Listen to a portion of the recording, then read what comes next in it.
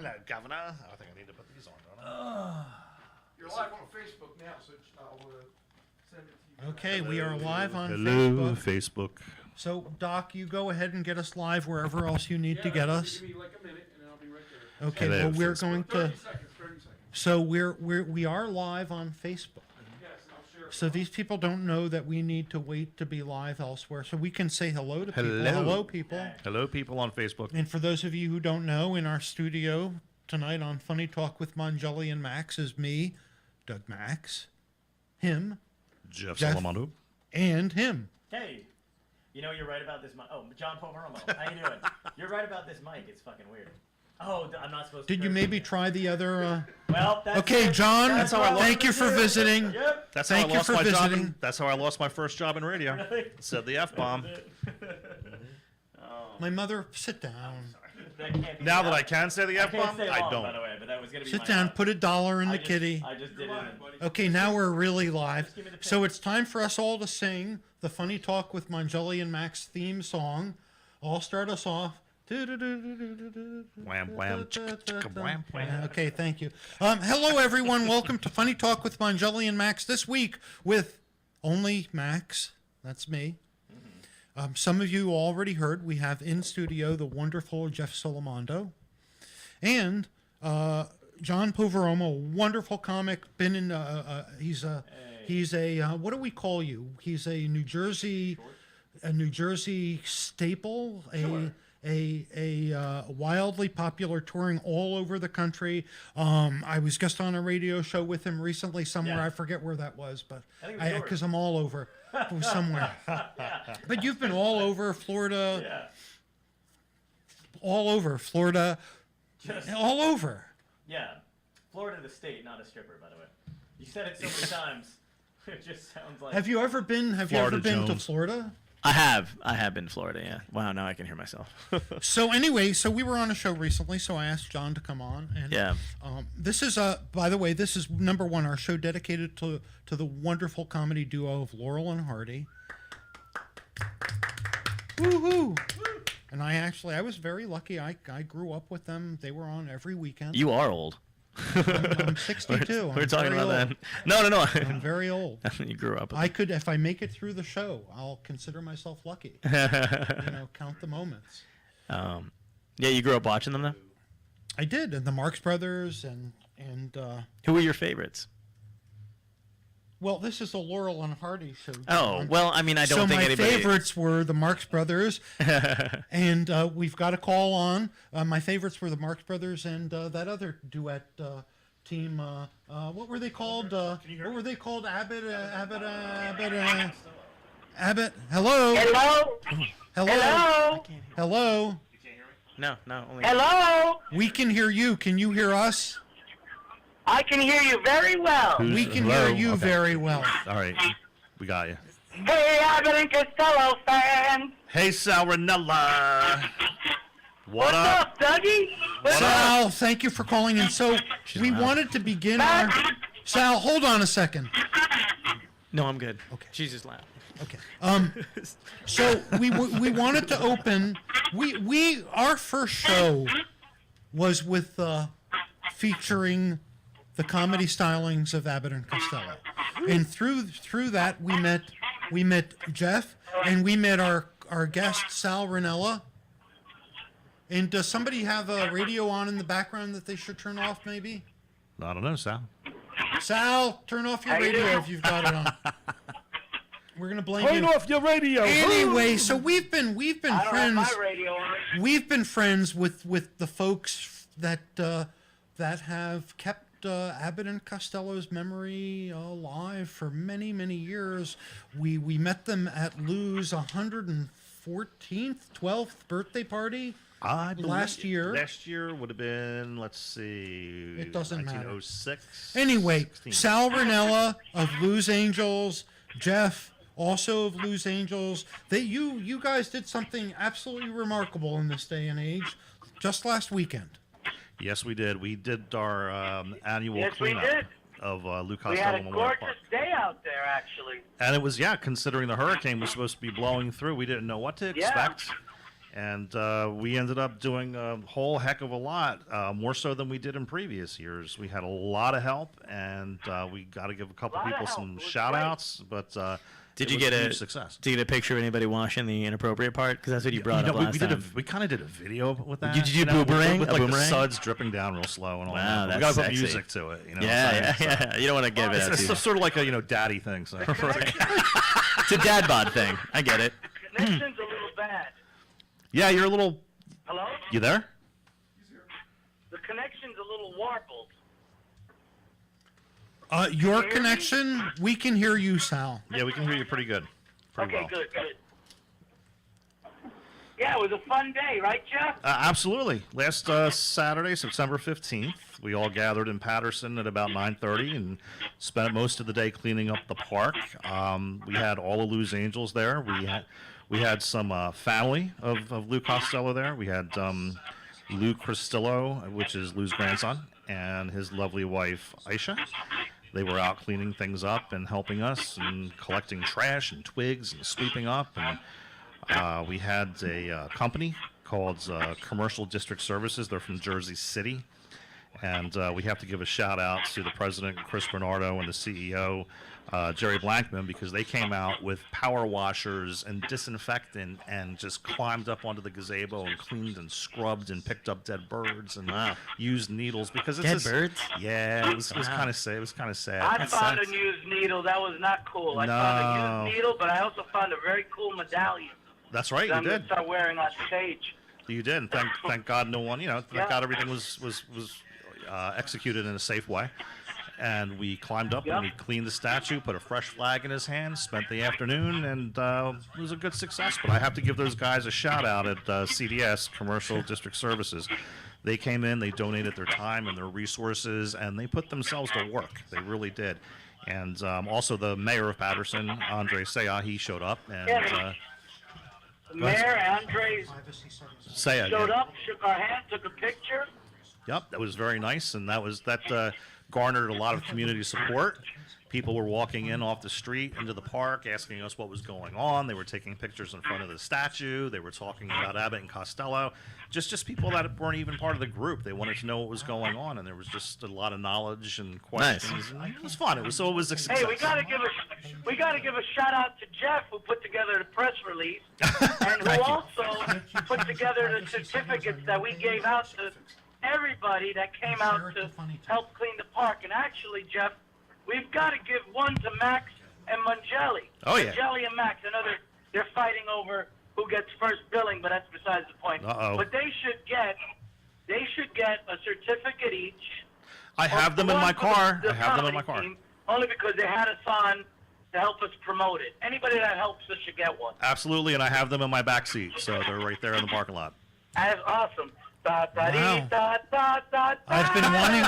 I've been wanting to be certified. I'm honored. Thank you. We've got another caller on with you, Sal. Hello, caller. Hi.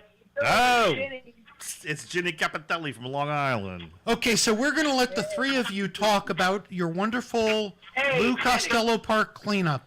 Okay? You got 3 minutes in. All Go. right. Hey, Jenny, go ahead. We were talking already.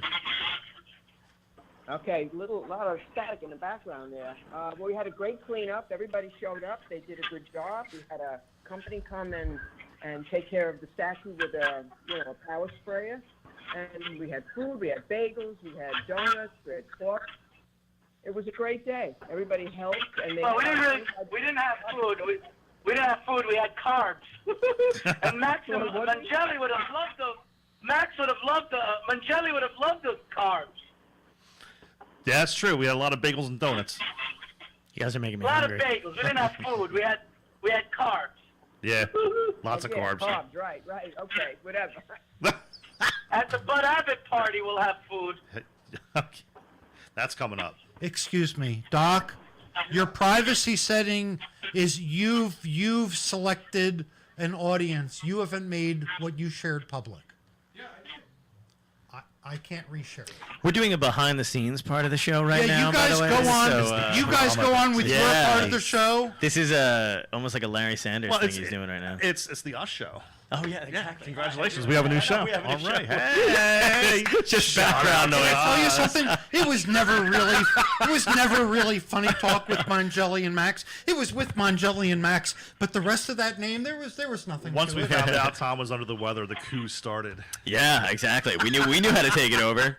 Kidding, Tom. There was poison in that sandwich. The guy from where was That's John Brecco was hey, going to give him. this tastes, Laxatives. Yeah. this tastes kind of funny. But yeah, it's everything turned out to be really, really nice. And we're also planning another event upcoming for October 13th for the Bud Abbott birthday party. Oh wow. We're going to do that at the Patterson Museum.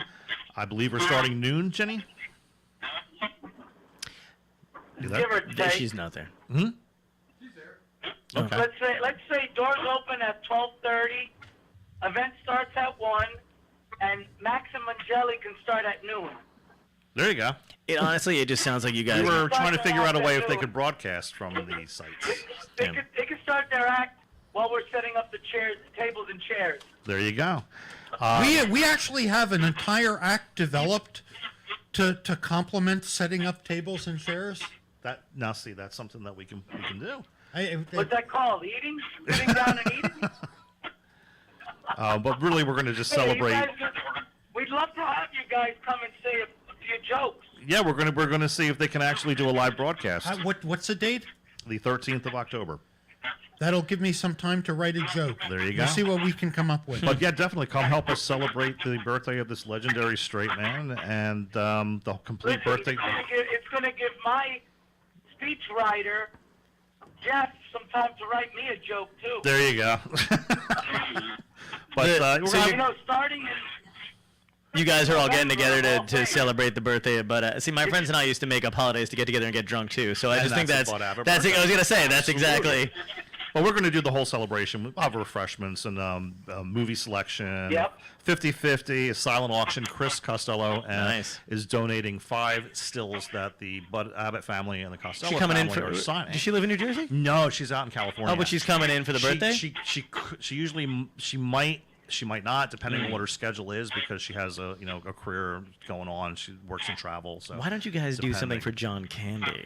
That's my boy. Yeah, I knew John right? well. Did you? Yes, I did. No way. I swear to God. Yeah, Nah. we're changing the show now. We're not talking about anything else but Yeah. this. Wait, how did you one know? Of one of the nicest men that God ever put into the entertainment industry. That's all anybody's ever said. Whoever knew him. Real That's quick, awesome. A buddy of mine was a Canadian DJ by the name of Scruff Connors. He was Canada's Howard Stern, and they Right. lived next door to each other in Holland Landing.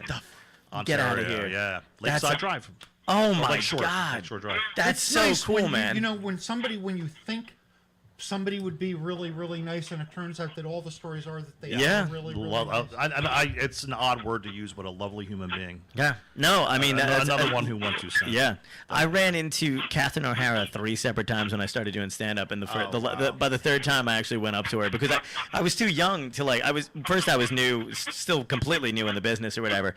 And I went to see Spamalot, and she was in the audience, so saw her then, and she Very was like cool. hanging out or whatever. And I ran into Bob Saget at that point too, Oh, because geez. it was like it was like the third week it was open. And then another night I saw her walking down the street in Manhattan, same thing again. And then I was coming out of Joe Franklin's comedy club, by the way, yeah. which was nothing to brag about. It's fucking Joe Franklin. But she was coming out of a limo with oh my God, what the hell's her name? I can't think of her name. Spun. Andrea Martin. Martin. Oh, SCTV. Yeah. So they were buddy, they're hanging out, but they were coming out of a limo, right, and I was right. coming out of the comedy club. So I walked up and I was like, "Listen," I just started doing stand up, and I just want to tell you I'm a huge fan. Yada yada. Awesome. And she was like, "That's really sweet," and I was making them laugh or whatever. And then she's like, "Well, what about her?" Because I didn't see Andrea Martin. Wow. Well, she's tiny. I know, but I just saw Catherine O'Hara, so I was like, "Oh my God!" And she's like, "What about her?" And I was like, "Oh my God, I didn't even know you were." And she was like, "Nope, too late." And I was like, "No," I'm like, "Let me make it up." Like whatever. That's So awesome. then they were cracking up and walking up, and then I stalked them for like a block while I was on the phone with my course. mother, You have to. and I was like, Catherine O'Hara's going down the street. As I long as know you're what I not was trying gonna- to steal shoes off them or anything. They went to a building, and I was like, God, it's brutal, like an apartment building. And I was like, I guess they live Yeah. around there. But yeah, she's awesome. And John, Yeah, you know, he did something called Radio Candy, and he would go from radio station to radio station, major market No cities. way. And I had worked at Eagle 106 in Philadelphia, Right. and I co-produced some of his Saturday morning shows when he would come in. that's so And awesome. he was so down to earth. Everyone would leave, and he would walk from the hotel across City Line Avenue. Yeah. And he would come to the radio station in Bala, and he'd be like, I don't want to walk back. Can you drop me off? I'll go to breakfast. And I was Yeah. like, okay, Oh, my cool. God. You know, like whatever. Yeah. That's one dude I really wish was still around. Like, you know, Very nice. I mean, I obviously, but Tall. Really? Very, very tall. oh wow. Yeah. See, I was, Yeah. I thought he would have towered over me. I didn't expect him to be that tall. Really? Yeah, tall guy. Yeah, he I've seen like almost all of his movies. And then the only one I think I haven't seen, I saw recently was Only the Lonely. Oh, okay. That was a great Yeah, one. that with was Cat. good. Yeah. Planes, Trains, and Automobiles. That was one of my favorites Favorite, too. And then Great Outdoors and Yes. Summer Rental. My friend and I used to Summer watch that Rental. I haven't every seen that summer. one, so. Yeah, that was a great movie. But yeah, God rest his soul. Great guy. Yeah. You don't see him like that much anymore. No, and he had it was a weird, not weird, but he had a very nice type of comedy. Yeah. Like he could be a little bit annoyed at times or whatever like that, but he's a very nice like funny comic. Again, he didn't really You don't see that too steer to much. the blue side. You know, he Yeah, kind of kept it out there. he used a little innuendo every now and then and stuff like that, but he was just so good. Oh, This is Funny Talk with Mongelli and Max talking about Laurel and Hardy. and John Candy. and John poor Can- Ginny and Sal are. I had to know. Why don't we just tell stories about comics you know really well? And I don't know why I'm hearing voices in the background, but Somebody has something on, or they have a metal plate in their head and they're just tuning into some kind of space station. anyway, no, it wasn't me. But so, Yeah, it's very hard to hear. It's very, the phone is very I'm bad. impressed you're hanging on. Yeah, it sounds like they're gargling. Oh, God. Well, that's our. We now have a gargler on the show. Is that That's a our problem? filter. Nah, that's weird that you guys picked up George! on that. We're on air. Stop! Your breath is fine. Get your mother to stop vacuum cleaning. Stop vacuum cleaning. Listen, guys, Sal, Ginny, just one more time. Give us the date for the upcoming celebration and the location. Go ahead, Jenny. October 13th at the Patterson Museum. Doors open at 1. Max and Mongelli start cleaning at noon. There you go. I love that she's screaming like she's in a hurricane. We're gonna come clean. You didn't tell me there was cleaning. That's great. I'm OCD. I love that. What do you, Jenny? What do you got? What do you want to add, Jen? Jenny? Yeah, I'm here. Okay. What do you want to add, hon? Oh, well, I just want to, go over some of the websites that people might want Oh, okay. if they're into Abbott and Costello. If they're up for it. Uh huh. Okay, Chris runs a product website. It's Abbott and Costello, S-A-N-D, Abbott and Costello Collectibles.com. Has everything: shirts, DVDs, mugs, blankets, you name it, she's got it. And she's also a major travel agent. And her website for that is Crisco, CHRISCO 815 at AOL.com. And cruises are her specialty. She could do anything. For us to Florida, to Disney, great. And one more thing is her book. Yes. Based on First that she wrote in 1981. It's out as a ebook. And you can get it at Amazon.com or BarnesandNoble.com. There you go. The All number one right. Abbott and Costello promoter on earth. Okay, so Ginny Capitelli, Sal Manella, thank you so much for calling in, and all the best at your birthday party. Look forward to it. Okay. Now you Should have guys John gotta hang Candy. up so All we right, don't get static. All right, guys. I This is the can't first make and out second. words it says.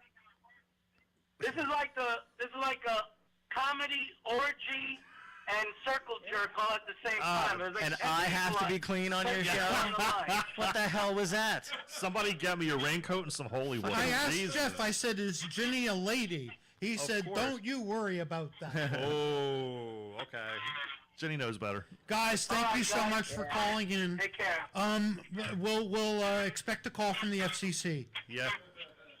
You know what? When you guys come and perform at the Patterson Museum, expect 3 other comics on stage at the same time, okay? That would be great.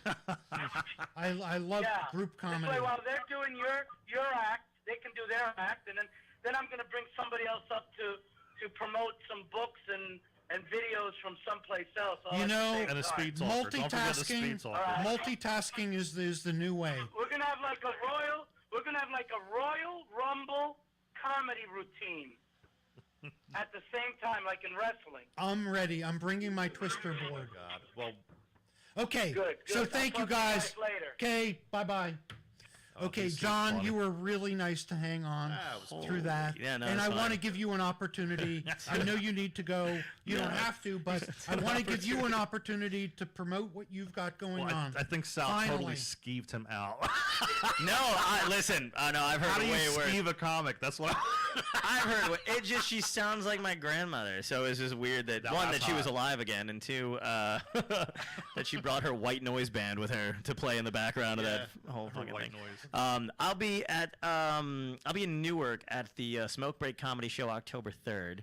And then I'll be in, I think, 5th and 6th. I'll be at Kazi's Comedy Club in Virginia, in Newport News, Virginia.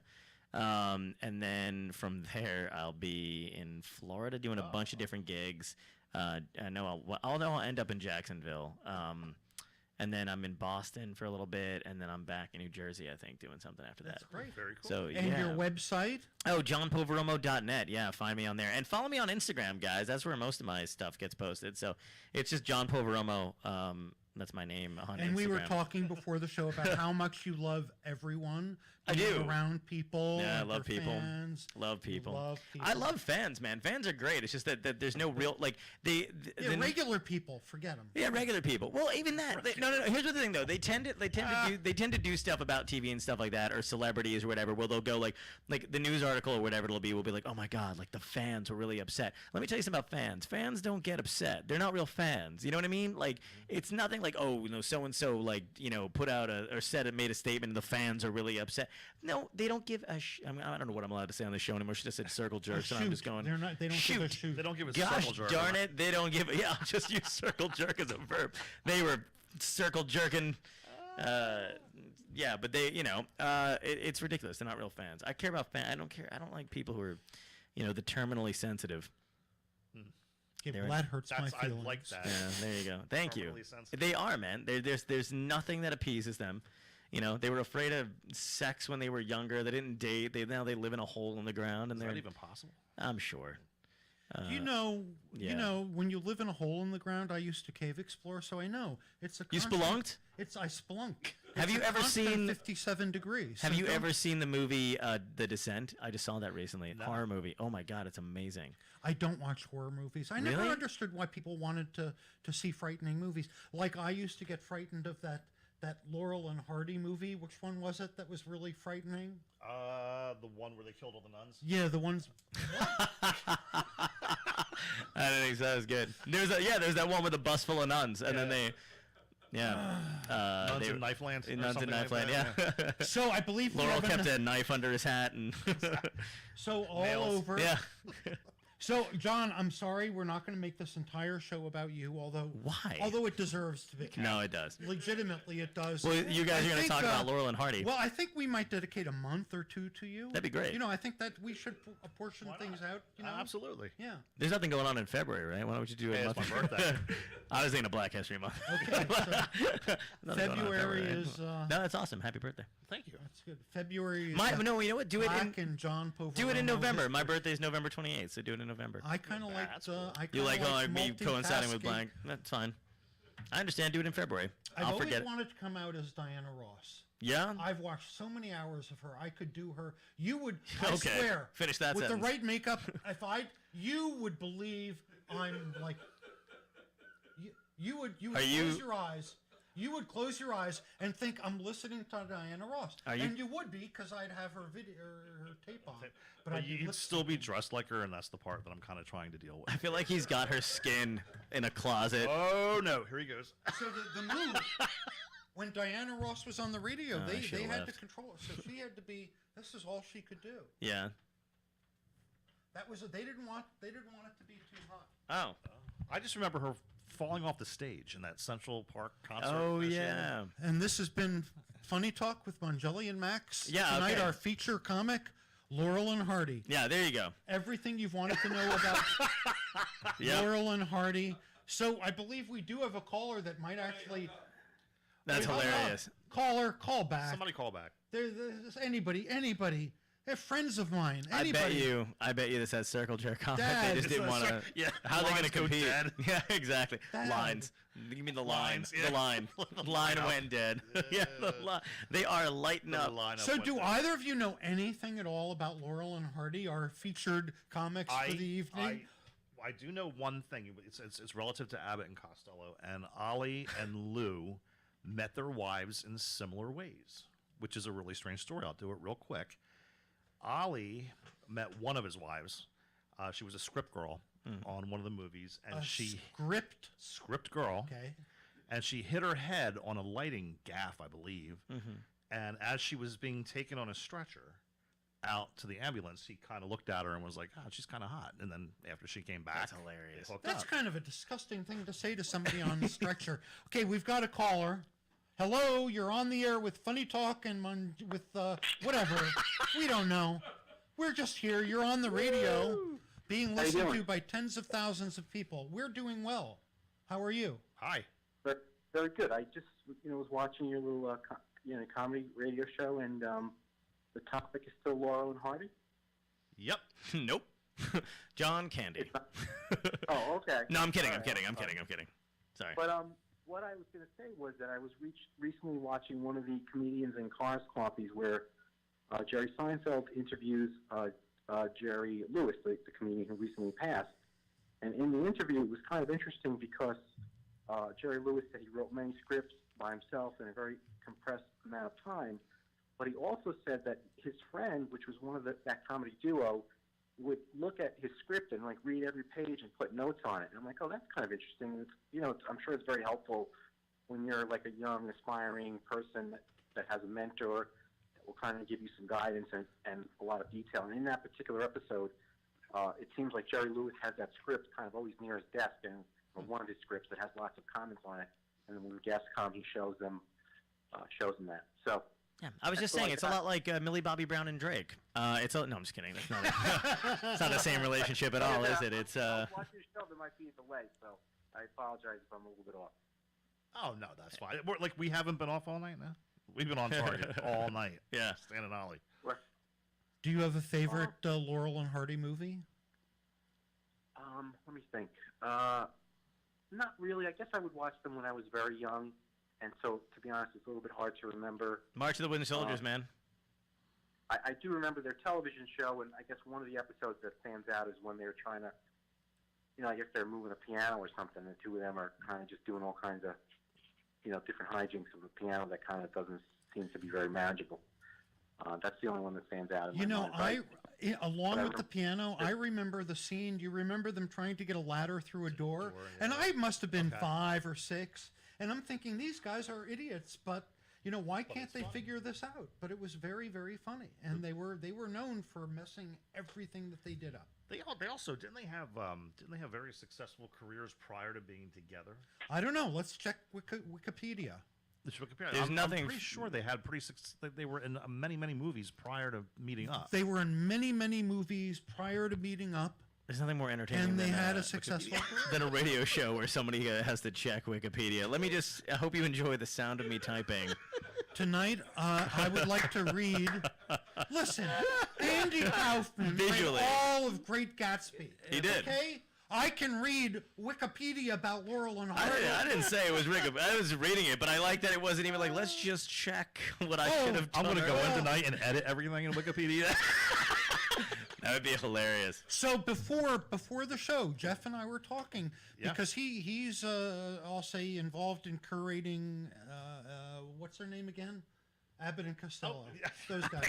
Jesus. So what's her name? we're thinking Yeah, I know. about the parallels, and the two duos had so many parallels. They had the fat and thin. Yeah. And they had the wimpy guy that was always the butt of the joke. Yep. And even meeting And the the bull, wives. and Ollie was a bully, and Abbott was a. Bully. Was Are a you saying that Abbott and bully. Costello stole from Laurel and Hardy? No. I know. I'm just all the one of them. He made one of them eat. Actually, that's an interesting question because a lot of their acts were all rooted in the In old vaudeville. Yeah, they were. And yeah, there wasn't like there was just that was just They common. were hashed and twisted Yeah. and banged out a million different ways Absolutely. by a million different people. When Dick Van Dyke went out to Hollywood and he called so cool Laurel. story. Yeah. When he went, well, he found him, and he was a mentor of his or whatever. But he found him in the phone book, which is impossible now, which is like ridiculous. Looked him up and called him, but one of the conversations I think they had was he said to one of the first things he said to him was, I've stolen a lot from you, and he goes, I noticed. And like that's so great, like because I think he was just on the Dick Van Dyke Show at the time. And I've heard that back in the day, everybody just used other people's material, and touring was very different. And if you because you never had to TV, go in the same place twice. You were never in the same area, and also comics didn't bring material from their personal lives into their act. It was all.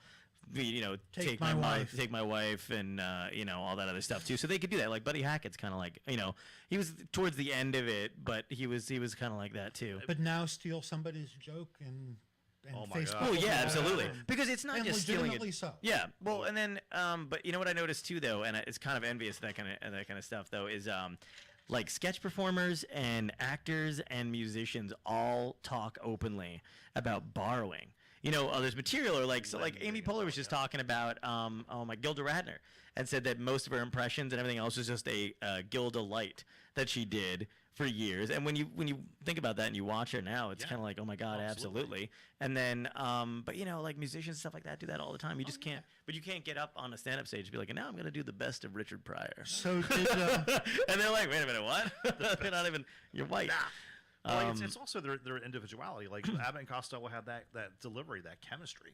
Yeah, they're completely. I think they're completely different. this show is about Laurel and Hardy. Right. Laurel and Hardy. We were gonna tie it back. Laurel and Hardy. Didn't you just bring them up a minute ago?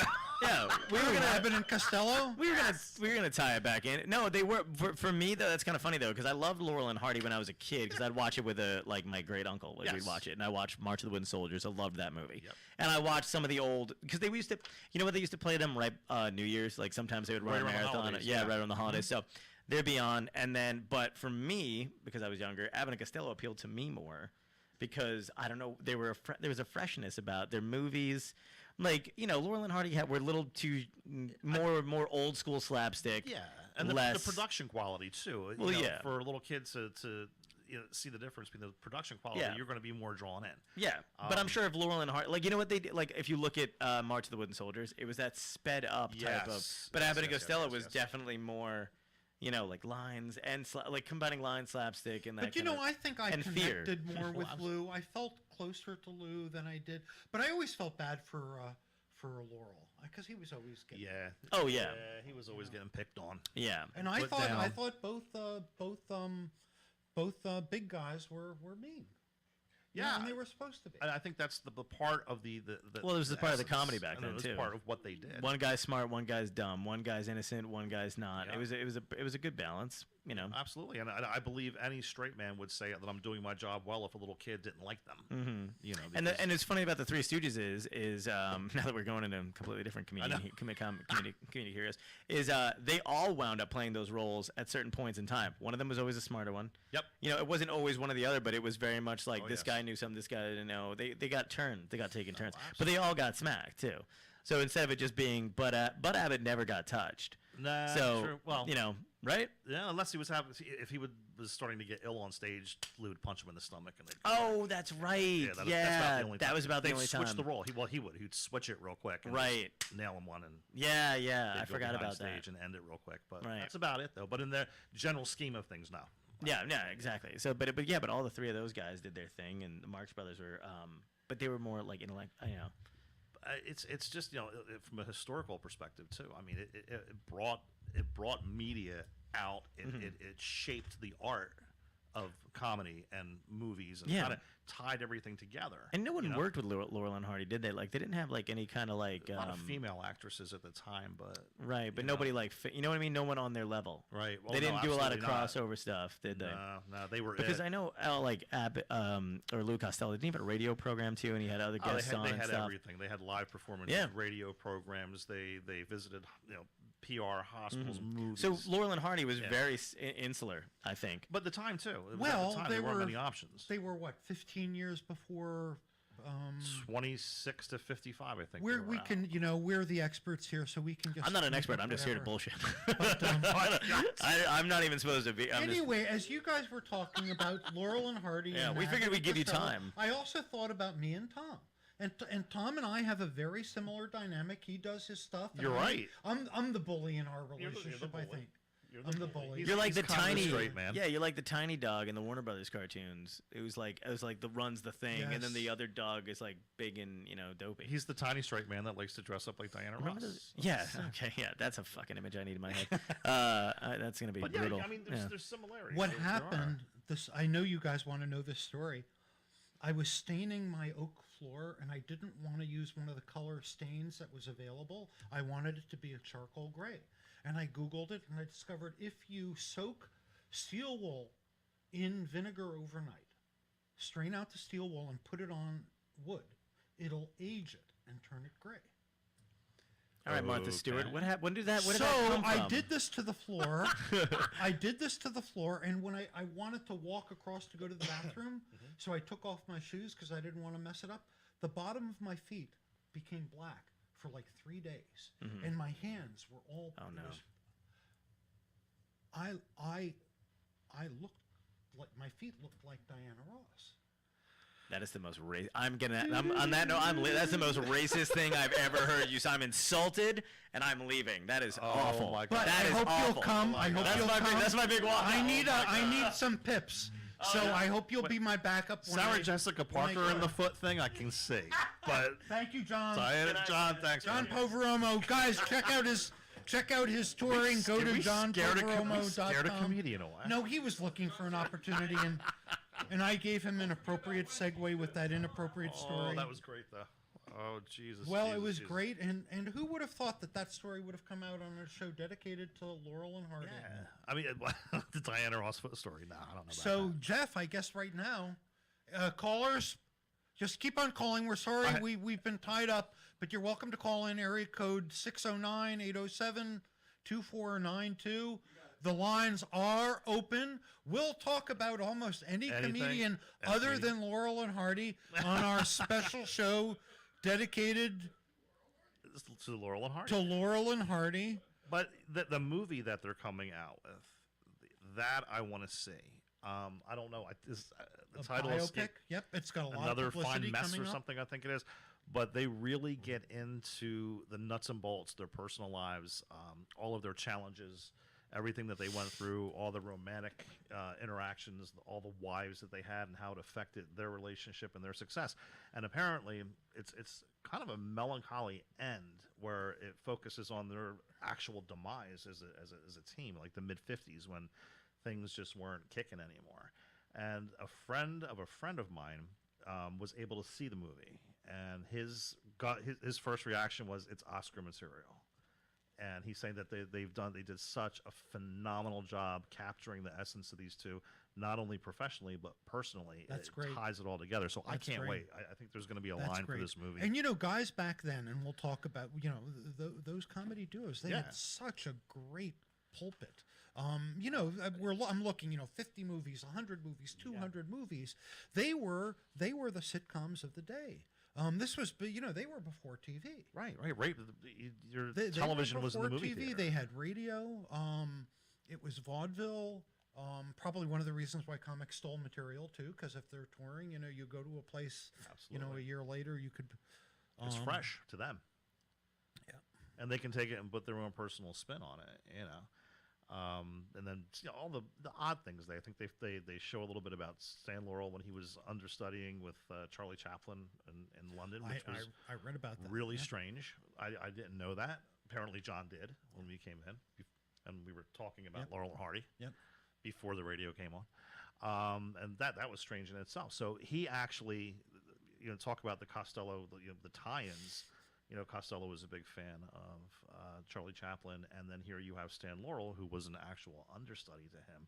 He must have brought so much into their relationship, it's just like Costello did Yeah. with Bud. So a lot of it's synonymous, a lot of it's individual, but the recipe of what they shared together and how they made it work, that chemistry makes it kind of completely different.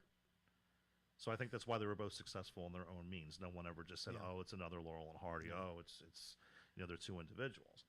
But I mean, I'm looking forward to seeing And the movie.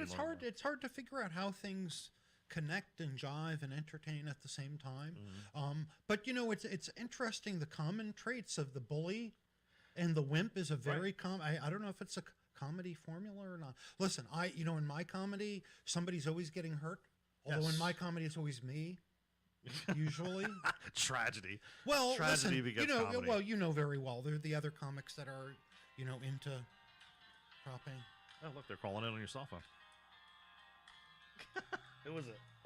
It's my dad. Ah, Daddy's on the phone. Oh my God. You know what? Why not? Put him on. Ask your dad about Laurel Hardy. Hey, Dad. Dad, I'm on the radio show now, so we're live, being broadcast all over the world, so I can't really talk to you a lot. But I'm not gonna come home tonight. Okay. Okay, so That's you great. Get to sleep. Okay, I made it down here. Okay. Aw, see? Thank you. Tomorrow morning. All right. Okay, Dad. Bye. That's a first. And this has been Funny Talk with Mongelli and Max.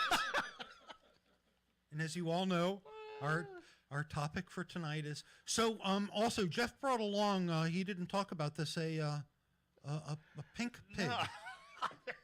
I found this on the floor at my feet, a little pink pig, and it kind of really looked like something I didn't want to touch at all. But when I found that it was a pig, well, I knew it was. I saw it was a pig, and I was like, okay, fine. No compartment for batteries or anything like that. But yeah, it's some kind of little toy. So anyway, I was making a point before my father interrupted us. And my point was going to be that, I think of the relationships that I had, my friendships. Yes. And it always seemed like there was that kind of dynamic and the teasing and the going back and forth. And it's a very common dynamic. And I know it's a common dynamic among men. I don't know if it is among women. I've heard stories of them, in their own, there'll be somebody catty. And if you look at the female, you nailed it. If you look at the female comedians, when they talk about their friendships or experiences with other women, it's usually along the caddy, and that's what makes their material funny. Whereas, like you said, with the guys, it's more of a bully, but yet there are female bullies out there too. So. But the other point is, does there need to be a weak and a strong? Does there need to be a smart and a stupid? Does there need to be a opposites attract, I think. So they play off of each other, if you have two people, like even if you look at some of the modern TV shows, if you have like two nerds sitting there in one room and there's not at least some type of personality difference, it's not going to kind of roll. You need that extra spark, someone that's a little off the wall, someone that's a little different than the other person. Because if it was all the same, I don't know how they would pull the punchline. I'm not saying it's impossible, but I don't know. I think it would be. I think that's very common. Going through in my head of all the duos, Burns and Allen. Yeah, absolutely. And Gracie she always got him. She was clearly the smart one in that. Exactly, pushing the buttons. He was a great setup man. Johnny Carson and Ed McMahon. Absolutely. Same kind of thing. It's the banter. It's what goes back and forth. And I think that keeps it fueled, and it keeps it funny. But just like we're being tonight. I know we're about hilarious, Laurel. Jeff, I don't know what I would have done without you tonight. So thank you so much. Thank you for dinner. In. Oh, you're more than welcome. Wonderful dinner at Villa Barone. Oh, by the way, I've forgotten. So one of our shows, wonderful supporters, Jack Hoffman of J. Irwin Productions, has wonderful shows coming up. So if you're listening, look into J. Irwin Productions on Facebook, and you'll see what shows he has coming up. And I know he has some wonderful shows coming up, even though I'm not on one of them. Well, what's wrong with him? You have to ask. Every time I see a show with comics book that aren't me, I'm like, what's wrong with these people? Don't they know? Don't they know what kind of laugh I can get? And I'm like, of course they don't, Doug. They've listened to this show. You're going to come out with us October 13th, and you're going to come to the Patterson Museum, and you're going to be funny. Ginny already said it. It starts at 1. Yep. Tom and I can be there at 12 and set up. Yeah, definitely. So nobody's going to be there. You're going to be setting up the tables. We're going to be entertaining the people that are setting up the tables. Then the gig's going to start, and we're going to be gone. Well, the focus, you're not going to be gone. The focus is going to be obviously on Lou because it's his birthday. What? the focus of the I event thought is she gonna be on invited Lou. us to come up. Didn't she say the great Mongelli and Max? No. Funny you're, talk. You're going to come up and you're going to make your appearance and you're going Who's- to get everybody Who's laughing. who's it supposed to be about? This guy Lou Costello. He was in movies. I don't know Bud if you Abbott. remember him. Bud Abbott. Did I say Lou? Oh my God, yes I did. Bud Abbott. Sorry, my bad. Bud out of it. Bud out of it. But this guy, Bud Abbott, it's Who is Bud Abbott? Bud Abbott was a straight man for Abbott and Costello. He was a comedic actor, vaudeville guy, way back, who made it very big in the movies. And it will be his 100 and what birthday? There's an interesting story right there. Okay, now Can you make it a Laurel and Hardy I'll make story? it. All right, I'll make it a Laurel and Hardy story. Just use Okay. the names. Just use the names. Tell the stories with Okay. whatever characters. But It use- seems that there's a discrepancy between about the Stan Laurel's date of birth. Okay, it's either 1895 or 1897. Okay, so I, Wow. being the brilliant man that I am, I figured, hey, I'll just go on Find a Grave and just check out what the tombstone says, and that'll give you the accurate information. Well, I did, and apparently he was Stan Laurel was cremated, and the ashes were tossed out into the sea, and there's no stone. So then I reached out to Chris Costello Laurel, and I had said, "Hey, listen, we're having this discrepancy. What's the real date of birth?" And she provided me with what she believes to be the real date of birth as far as the year goes. So this could very well be, let's say, his 113th birthday. It's either the 11th or the 13th, but according to all sources, it's the 113th because there is even Wikipedia, believe it or not, seems to have the date wrong. So that's incredible. I'm going to be 63, and I'll be lucky if Yikes. anybody celebrates my birthday. I stopped. I hit the 50 and I stopped. So no. But yeah, there is a discrepancy there, but we're trying to get to the bottom of it. But I believe, of all people, she would know. Okay, so what was the famous catchphrase that Hardy always used to use? Oh, what did he say all the time? God, another fine mess you've got me into. Another nice mess. Another nice. It mess, was yeah. it was said it was fine, but evidently they always said nice, Really? not fine. Okay. Yeah. So we Another nice mess you've Yeah. got me into. yeah. And then apparently, from what I've read, Stan Laurel, we used to keep his hair really short on the sides and really short in the back. So when he would look like, frazzled scary and when he needed frazzled, to be frazzled. and he would pull it Yep. up. You know what I mean? So Yep. that was pretty cool. And Oliver did it down in Spit front. curls with Yep. the thing. But I did when I was a little kid because my grandfather was a huge fan. And whenever they would come on TV, I would watch them with him. But they weren't on that much as compared to the other movies and TV shows. But they were comical. Well, and they and, made me 'cause laugh. and less for me too, because they were older. So know? it was more Abbott and Costello and Right. All the old TV shows they used to rerun on the VHS Lewis and station. Martin had Lewis a and whole Martin, right? bunch of movies going But on. I back think then. maybe with this movie coming out, maybe there'll be a resurgence, and maybe you might see a little bit of a pop in airing some of the older movies. So in preparing as thoroughly as I have for our Laurel and Hardy episode, I think we pulled it off quite. one of the things I learned is from the movie the something in the desert. What's the name of the movie? Something. The Something- Foxes of the Desert. Sons of the desert. The Sons of the Desert. So because of that movie, the all over the world, Laurel and Hardy fan clubs are formed, and they call themselves tents. Really? Tents. Okay. And if you Google Laurel and Hardy and tents, you'll find every state Tense. tents has groups, and many of them across the country have 300 members. That's super cool. It is, and it's really neat. So, out of curiosity, since you're into Abbott and Costello, do you guys have names for? Are there fan clubs? Oh, we have names distributed for, throughout but the we country? can't say what they are. on Is the there air. a common name? Well, Oh, we do have a call. Oh, we do. So forget your story. Hello, welcome to Funny Talk with Mongelli and Max, where we've been not talking about Laurel and Hardy. Hello. hello. Hello, this is Stanley Laurel, and I just want to tell you that I think you're all full of shit. Ooh. And I don't know Isn't what it- you're talking Isn't about. it shite? Uh, Isn't it shite? Thanks, Bob Greenberg. How are you?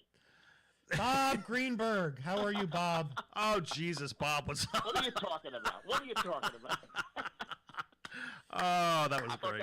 I thought that was Stanley Laurel. I didn't know. Oh, okay, we got you. I got a little confused. We've been pretending to know something about Laurel and Hardy, but now we can pretend to know you, who know a lot about Laurel and Hardy. Yeah. Do you have a favorite movie, What do you Bob? want to know about Laurel and Well, I Hardy? want to know. Every freaking thing you I can want to tell know. us. Yeah, we have 10 minutes. We'll close out the show. I all want to you, know Bob. if you have a favorite movie.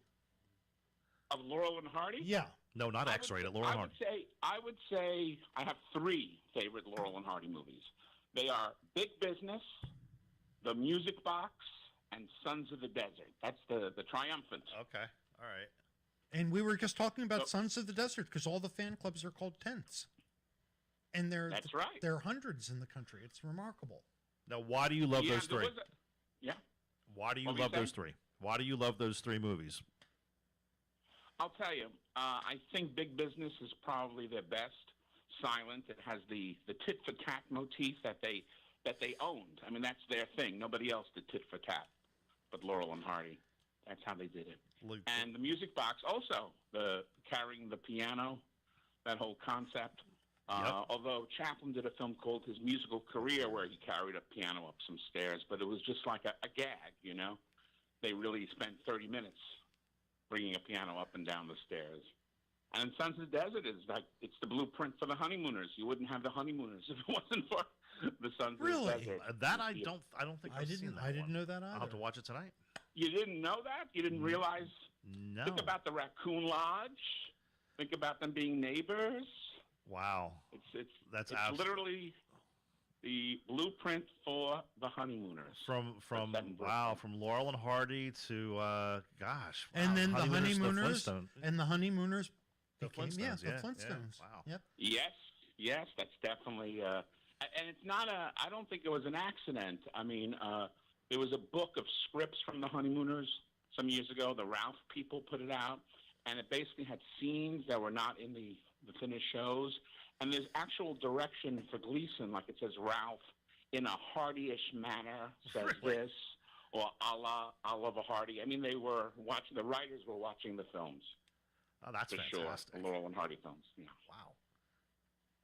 So, That's pretty cool. Jeff and I were talking earlier about how it seems that many of these duos have a very similar dynamic. The big bully and the weak wimp who's always the butt of some joke or some horror. And I think it's a very, very common formula across a lot of comedy teams. Yeah. And I don't know if Laurel and Hardy were the first or not.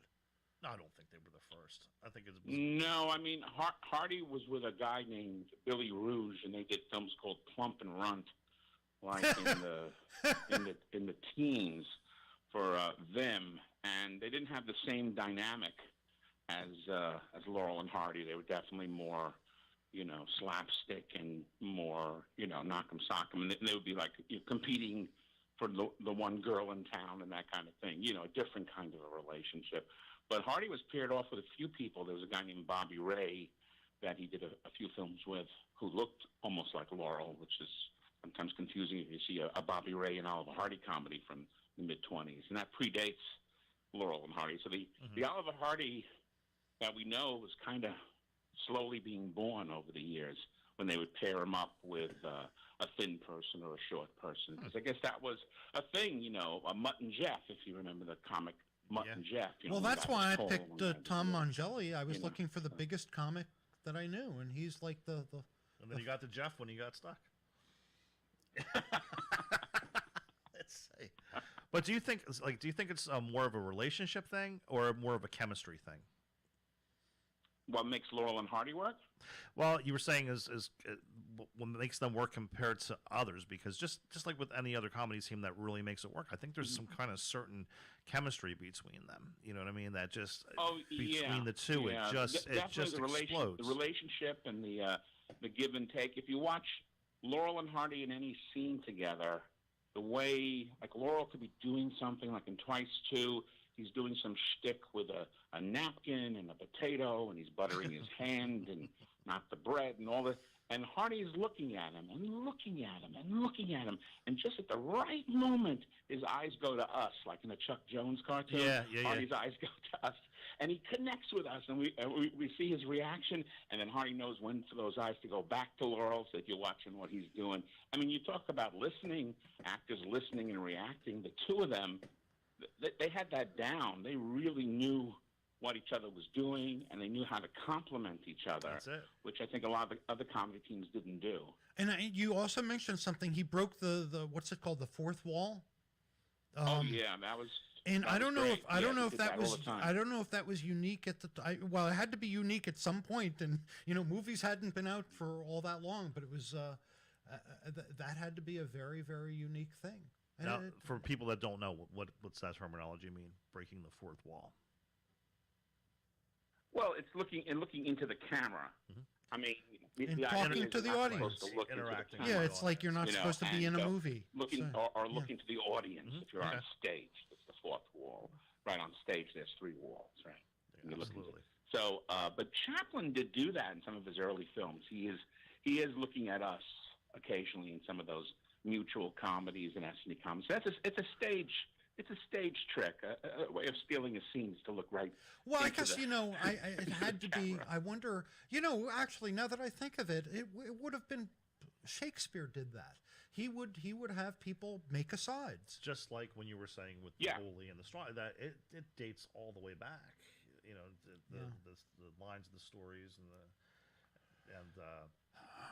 storylines. I'm sorry, but yeah, I think it goes way back as far as when the stories were just beginning to form. I heard somebody say there are seven premises for all of comedy. I've heard people have such an opinion. I don't know if that's true or not, but It all depends. I mean, sometimes like Bob was saying, if you have that chemistry, if you have that relationship, you can make anything funny, almost. thank you. I've always thought that, but nobody would agree with you. Well, I mean, and also Laurel and Hardy learned to slow things down. Laurel, as a solo comedian, would laugh at his own jokes, and he would jump around. If you watch some of his solo shorts, but Hardy worked slower, and Laurel got slower than Hardy, and the two of them got slower than each other. I mean, they were like the slowest act in town, but that's what made them human, Mm-hmm. They didn't jump up and down and make faces and run around like some of their peers did in the late 20s. They fell into a cake, and they took it, and they reacted, and they looked at you and looked at me, and, it was like it was a person. Yeah, more relatable. People move that way. They don't move fast like that. They're real people. So, Laurel and Hardy definitely were real people. People thought of them as friends or uncles or dads. And listen, or that's a brothers, that's a not movie fundamental. stars. They thought they were real people. It's a very fundamental principle of comedy. If you're not connecting with people, you're not going to be able to entertain them. You got to connect with them. Yeah. And, would say and that's you do it by being one real. of the biggies. Yeah, absolutely. So how close do you think in real life, how much of what they were doing on stage might have been fundamentally, how am I? What am Fundamentally I fundamental. part of them. That what was Laurel really, wimpy and easily hurt, and his feelings would get hurt. Did they blow up fundamental characteristics they already had? There you go. Laurel and Hardy, I think. Well, Laurel was always a bright guy. I mean, supposedly, he wrote all the skits. He could direct. We're kind of losing you, Bob. Can you hear? Can you hear me now? No, Yeah, that's there a you go. little Can you better. hear me now? Can you hear me now? Yep. Well, no, Laurel was a bright guy, and he studied theater, and he knew all the Carno gags because he studied with Fred Carno like Chaplin did. And, he was a comedy connoisseur. Even late in life, he collected books on musical comedians and records and things. So he considered himself a writer, I think, first. There's something he signed. I think his daughter's birth certificate. He wrote down that he was a writer, actor, director, in that order, So he considered himself a comedy writer. So I think he was always, on top of things. And Hardy was a bright guy, too. I think he took a back seat to Laurel because there would have been conflict if they had to argue over scenes and things like that. They kind of let Laurel do his own thing, but Laurel never directed Hardy. Hal Roach said that nobody ever told him how to act. He always came up with those things, those dandy Dan moves, those fancy moves and everything. And if he said he felt uncomfortable about a scene, Laurel listened and would change things. You know what I mean? So, Hardy was his own man when it came to acting and the character. And he would contribute on the set, but it was Laurel behind the scenes that was kind of pulling the strings. Listen, Bob, you're kind of going in and out a little bit, and we're about to wrap up. So, one, what do you have to pitch? What do you got coming up that you'd like people to come and see and support? Can you hear me? Now we can. Now we can. You can hear me now? Okay, good. Yeah, I'm doing a show at the Hudson Guild called Words Create Reality, part of the New York Summerfest. And it's Thursday night at 6:15, Friday night at 6:15, and Sunday at 8. And I'll post it on my Facebook page. Just find Bob Greenberg on Facebook. Bob Greenberg on Facebook. You got it. Great. Sounds good. So thank you for calling in, Bob. It was a pleasure. We'll hear from you again sometime, I know. Nice talking to you, Bob. Be well, fellas. Good talking to you. Okay. Take care. All right. Bye-bye. Bye-bye. And listen, I wanted to begin this way with an apology, but like every beginning of our show, something happens. So we had a show with Julia Scotti, and due to a technical error, we lost part of the sound for the show. And Julia, for those of you who know, is a sweetheart and has agreed to come back. Oh, very nice. Come back to talk with us again on October 23rd. So we're very excited to have her back. We also want to send out special greetings to the Mongelli of Funny Talk with Mongelli and Max, who is not feeling well today, which is why he's not here. So, buddy, I hope you feel better. Feel better, man. Because if you don't feel better and get up and get out and get back to the show, this is what the show is going to look like. Hey. This is what the show's going to be. An entire Laurel and Hardy show where we talk for 5 minutes about Laurel and Hardy. No respect. So for me, come out. Please support me. Please. I've said that for years. Nobody wants to Please. support me. October 4th, I'm going to be in the big city, New York, at the Duplex on Christopher Street. If you go to my Facebook page, you'll see the time and ticket information. And it looks to be a really wonderful show, even though I'm on it. I will be in Ireland, unfortunately. Oh, yeah. Oh, my God. Why don't you just say you got to mow the lawn or something? No, I really will be. Going to Ireland. Nice. Nice. All right. Well, this has been Funny Talk with Mongelli and Max. I'm your host, Doug Max. And I'm Jeff Salamando. And out there in Radioland, Tom Mongelli is somewhere. Feel better, All man. our friends. Thank you. Have a good night. Good night. Thank you.